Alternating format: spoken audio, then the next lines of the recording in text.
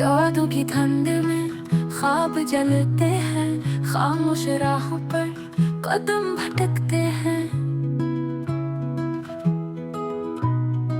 खाली कमरों में गूंज बाकी है, दिल के जख्मों की एक कहानी है।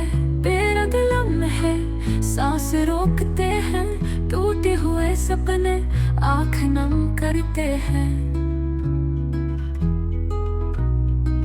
चांद की रोशनी कुछ नहीं देती, रात की तन्हाई सिर्फ रुला देती।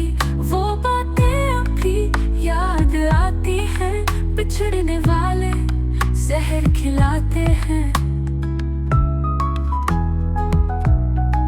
ख्वाब की खाक पर नाम लिखा था, वक्त की आंधी ने सब मिटा डाला।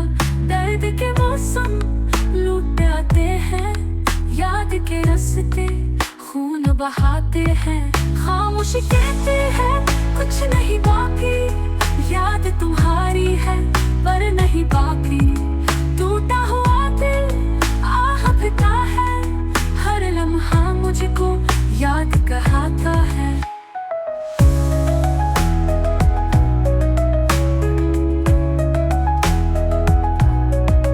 पल पल के आंसू सच दिखाते हैं, झूठे वादे सब मिटाते हैं। रात का जहर है, नींद आती नहीं, याद का तूफान दम बख्शता नहीं।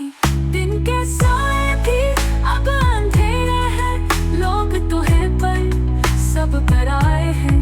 ख्वाब अधूरे जख्म गहरे हैं, तुम गए तो दिन भी अंधेरे हैं।